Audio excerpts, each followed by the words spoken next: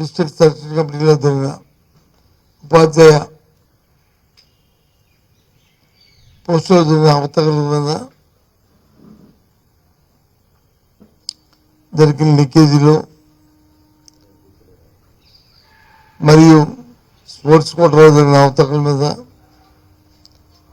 ఇచ్చిన అసందర్భ దీపాల మీద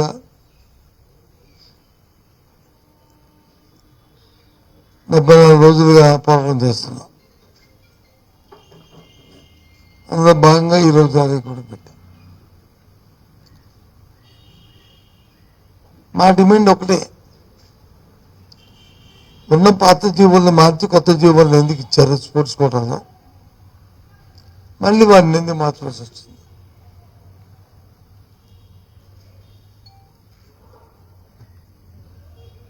ఉద్యోగానికి వచ్చి పరీక్ష రాయకుండా సర్టిఫికేట్తో డైరెక్ట్గా స్పోర్ట్స్ కోటా ఉద్యోగాలు ఏ విధంగా ఇస్తారు? అది కూడా మెరిట్ లేకుండా మీకు నచ్చిన వాళ్ళకి ఇచ్చారనేది వాస్తవం. వీడియోలో చూసాము బేరసారాలు జరిగిన విషయాన్ని. అవన్నీ ఇలాంటి సిద్ధాలన్నీ ఉన్నాయి. అందుకే ప్రభుత్వాన్ని డిమాండ్ చేస్తాం, దీని మీద థర్డ్ పార్టీ ఎంక్వైరీ చేయండి, సిబిఐ ఎంక్వైరీ జరపండి. అంతవరకు విద్యామంత్రిని ఉన్న లోకేష్ని పక్కన పెట్టండి, అతను రాజీనామా చేయమండి అని చెప్పి డిమాండ్ చేశాం. ఎంతసేపు మీరు బుల్డోజ్ చేయడమే కనిపిస్తుంది, అది కాదు ఇది కాదు ఇది కాదని. వచ్చిన అడుగుతున్న ప్రశ్నలకు సమాధానం దొరకట్లే. ఎండి గారు మారుతారు, లేకపోతే శాప్ ఎండి మారుతారు, స్కూల్ ఎడ్యుకేషన్ కమిషనర్ మారుతారు. లేదు అనడానికి మేము అడుగుతున్న దానికి ఏంటి? జీవోని కొత్త జీవో ఇచ్చారా లేదా? ఆ జీవోలో పరీక్ష రాయకుండా డైరెక్ట్గా ఉద్యోగం ఇచ్చే పరిస్థితి ఉందా లేదా? ఆ సర్టిఫికేటు ఒలింపికో, నేషనల్సో, స్టేటో కాకుండా అసోసియేషన్లో అధ్యక్షుడు ఇచ్చిన సర్టిఫికేట్లు ఇచ్చారా లేదా ఉద్యోగం? అడుగుతున్న ప్రశ్న క్లారిటీతో ఉంది. అసోసియేషన్ అధ్యక్షుడు రాజకీయ నాయకులు, వారి గేమ్ వచ్చిన రాపోయినా వాళ్ళకి సర్టిఫికేట్ ఇచ్చారు. అవి ఎంక్వైరీ చేయండి, వాస్తవాలు చెప్పండి అన్నాం, అడుగుతున్నాం. అవుట్ లీకేజ్ అయింది, అవుట్ సోర్సింగ్ విద్యార్థికి వచ్చి 2వ ర్యాంక్ వచ్చింది. స్టేట్లో 3 లక్షల మంది విద్యార్థులు వచ్చి పరీక్షలు రాస్తే టాప్ 2 వచ్చారు. అయినా ఆయనకు ఉద్యోగం లేదు. అతను లీకేజ్ అయిందని మీరే ఒప్పుకున్నారు.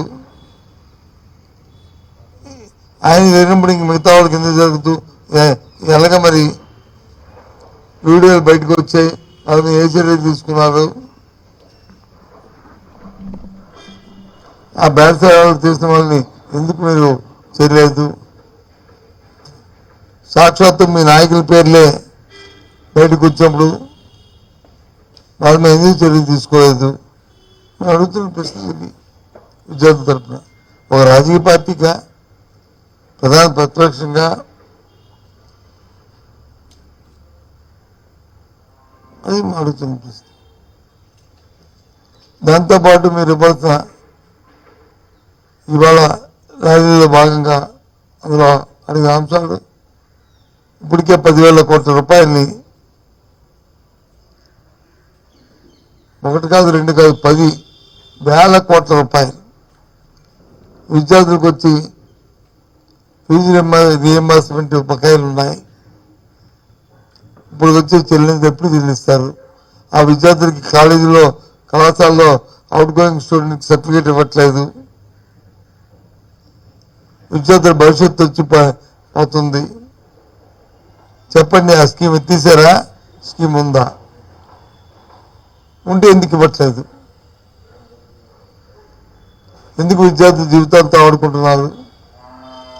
ఇవ్వాల్సిన బాధ్యత మీకు లేదా? అది మా విద్యార్థులు మేము కలిసి అడుగుతున్న డిమాండ్. ఇక ఎన్నికల్లో అట్టాసంగా మీరు వచ్చి అయితే ఉద్యోగం ఇస్తాం, లేకపోతే 3,000 నిరుద్యోగ వృత్తి ఇస్తామన్నారు. ఎక్కడుందో వృత్తి? ఏ ఒక్కరికి ఇచ్చారు? ఎవరికైనా ఇచ్చారా? ఇది మేము అడుగుతున్నాం ప్రశ్న. ఇవి అడిగితే నిరాదరణ చేస్తే కొన్ని దీక్షా శిబిరాల మీద తెలుగుదేశం నాయకులు, తెలుగుదేశం ఆ పార్టీ కొత్త స్పరిక వారు గోండాలను కలిసి ఆ టెంట్ల మీద దాడి చేస్తున్నారు. ఏదైనా ప్రదేశంలో పత్తి నిరసన తెలుపుకునే హక్కు లేదా? ధర్నాలు చేసే హక్కు లేదా? ఏ రకంగా మీరు వచ్చి ఆ టెంట్ల మీద దాడులు చేస్తారు? పోలీసులకి ఏమి లాండ్ ఆర్డర్ ప్రాబ్లం టెంట్లు పీకుతారు. మీరు చట్టాన్ని చేతులు ఎలా తీసుకుంటారు? పోలీసు వ్యవస్థ పోలీసులతో పరిపాలిద్దాం అనుకుంటున్నారు ప్రభుత్వాన్ని. ఈరోజు ర్యాలీలో ఎక్కడే గృహ నిర్బంధాలు, ఎక్కడే ఆపడాలు అయినప్పటికీ కూడా ఎంతో శాంతియుతంగా ఎక్కడెక్కడ పరుష పదాలు వాడకంట ఎంత కవింపు చేసినా ప్రభుత్వం పోలీసులు ఏ ఒక్కరు కూడా దాన్ని లోన్ అవ్వకుండా ఇవాళ ర్యాలీ చేసి విజయవంతం చేశారు. వారి గౌరవాన్ని, వారి నిరసనని, ప్రజా ఆగ్రహాన్ని వారు చూపెట్టారు రాష్ట్రంలో. ఇప్పటికైనా కళ్ళు తెరవండి ప్రభుత్వం. ఇప్పుడైనా కళ్ళు తెరిచి వాస్తవాలు చెప్పండి. ఏంటి మీకు చేత మీరు ఏదైతే ఉంటే థర్డ్ పార్టీ ఎంక్వైరీ చేయండి. చేయమండి, మంత్రిని రాజీనామా చేసి మన నిజాయితీపడిగా మన రమ్మనండి. సిబిఐ ఎంక్వైరీ చేసినంతలో తప్పు కాదే.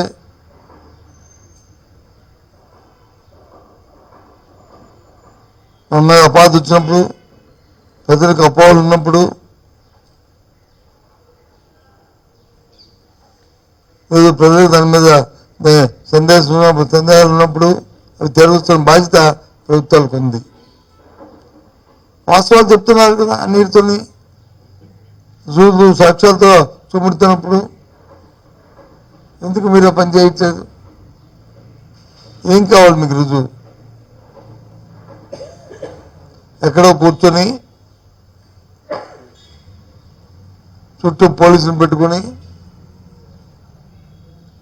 అక్కడ సేకరిస్తారు స్టేట్మెంట్లు. అదే ప్రజల మధ్యకు వచ్చామని తెలుస్తుంది.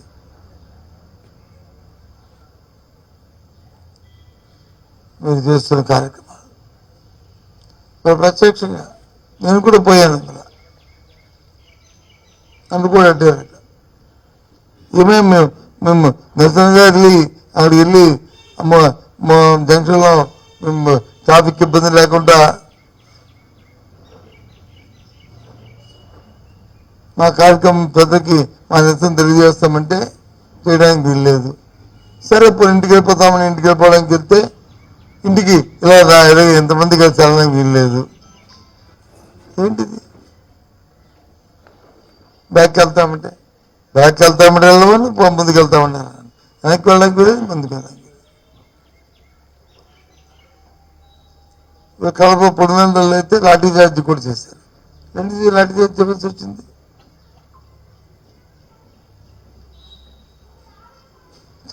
చట్టం మీరు చుట్టం అనుకుంటున్నారా?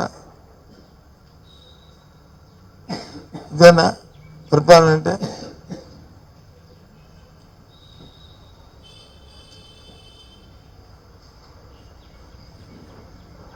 మనకి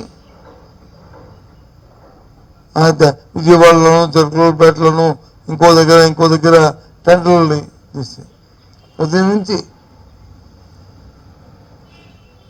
నిర్బంధాలు, లేకపోతే దారిలో అటకాయించి పోలీసు వచ్చి ఆపడాలు. ఈ రకంగా ఎక్కడ న్యాయం? ఇదేనా పరిపాలన అంటే? ఇదేనా గవర్నెన్స్? ఇదేనా? ఎంతసేపు దోచుకోవడానికి తప్ప ప్రజా పరిపాలన లేదు.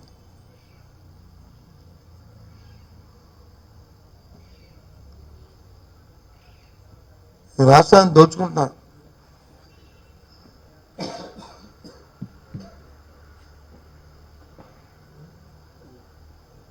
ఈ రకంగా ఇవాళ పరిపాలన ఉంది.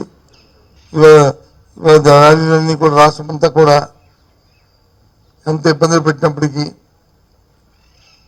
ఎన్ని అలసలు చేసినప్పటికీ, ఎన్ని లాఠీ ఛార్జీలు చేసినప్పటికీ స్వచ్ఛందంగా ఆ కార్యకర్తలు, విద్యార్థులు, నిరుద్యోగులు కలిసి చేసిన కార్యక్రమం విజయవంతమైంది. 74 రోజులుగా చేస్తున్న ఏదైతే డిఎస్సీలో జరిగిన అవతకుల మీద థర్డ్ పార్టీ ఎంక్వైరీ చేయాలి, సంబంధిత మంత్రి రాజీనామా చేయవాలనేది మా డిమాండ్.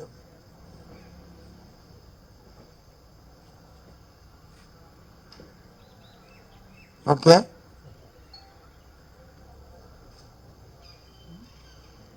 ఇక 2 రోజుల కిందట ముఖ్యమంత్రి సభలో మాట్లాడతారు.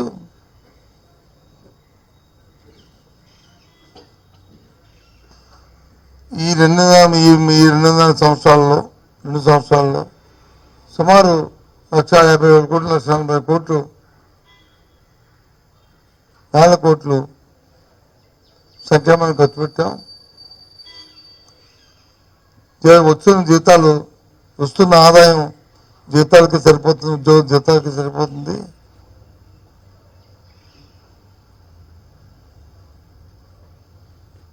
అని మాట్లాడతారు. ఏం చంద్రబాబు నాయుడు గారు మీరు అని చెప్పారు కదా సంపద సృష్టిస్తానని.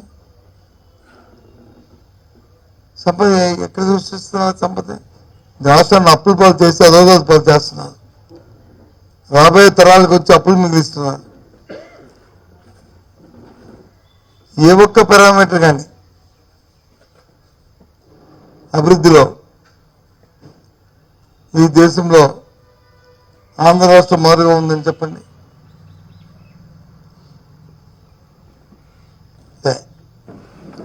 సంక్షేమ కార్యక్రమాలు అంటే ఫీజు రియంబర్స్మెంట్ ఇవ్వట్లేదు,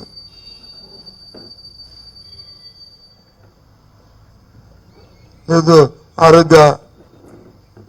ఆరోగ్యశ్రీకి బకాయిలు పెట్టేస్తున్నారు, దాన్ని తోట్లు పొడిచారు.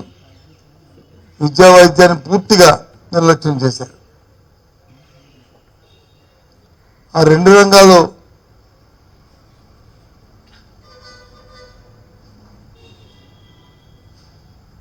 నిర్లక్ష్యం చేసి అందులో ఉన్న విద్యార్థులు కానీ అయితే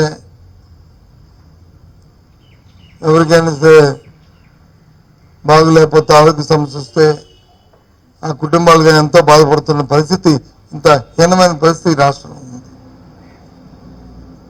మళ్ళీ గొప్ప గొప్ప మాటలు చెప్తారు. దేనికోసం?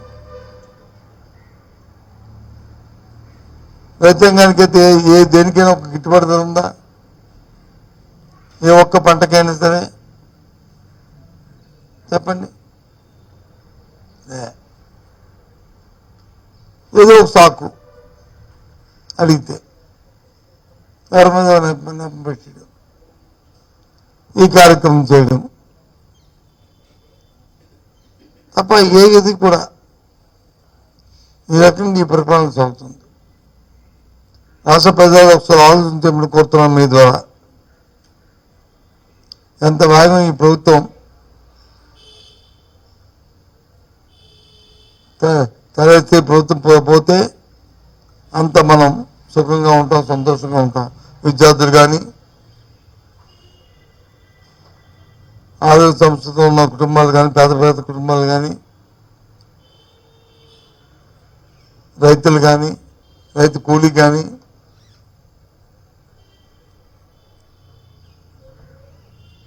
మహిళలకు ఇచ్చిన సున్నా వడ్డీ ఇస్తున్నారండి.